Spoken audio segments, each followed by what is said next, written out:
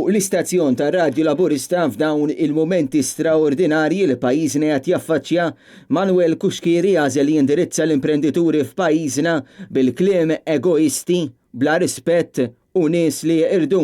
Tiqfu teddu lil ħaddiema bit-telfin tax-xogħol, imma xi wħud minnkom taħsbu li xi ħadd sehem minnkom meta tgħidu illi ma tistgħux tibqgħu toperaw, illi s-sitwazzjoni diffiċli ma tistgħux tirkupraw minnha. Meta tisma'kom titkellmu hekk taħseb illi qed tgħixu minn ġurnata l-oħra intom. Fi żmien tant delikat, il-preżentatur tal-Partit Laburista Manuel Kuxkieri għażel li jgħajjar lil dawk in-negozji li qed jitolbu l-għajnuna u lil dawk li ma qablux mal-miżuri li ħabbar il-Gvern din il-ġimgħa. Kien hemm minnhom li qalulna li mhumiex kuntenti biżżejjed b'dak li joffrilhom il-Gvern Laburista.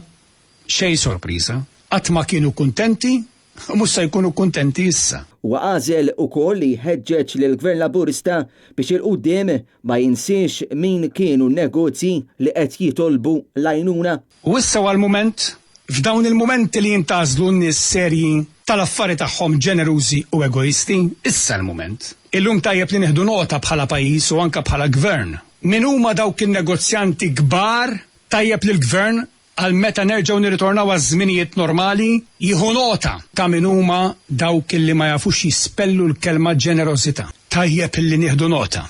Għalhekk tajjeb li l-gvern issa aktar minn qatt qabel jieħu nota.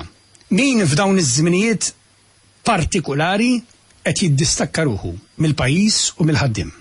Fid-dawl ta' dan kollu Manuel Kuxkieri kompla il-programm b'tajjir kontinwu lejn in-negozjanti u l-kumpaniji. Fejn hu rispett? Lej dawk li bis-saħħa tagħhom intom għamiltu l-profitt tal-miljuni kbar ta' euro. Fejn hu rispett? Imma xi wħud minnkom taħsbu li xi ħadd sehem minnkom meta tgħidu illi ma tistgħux tibqgħu toperaw, illi s-sitwazzjoni diffiċli ma tistgħux tirkupraw minnha. Meta din il-ġimgħa Robert Abela ppreżenta l-abbozz inizjali ta' għajnuna huwa kwota ċifra ta' 1.8 biljun euro. Iżda fil-verità dan huwa pakkett ta' 175 miljun euro f'investiment dirett.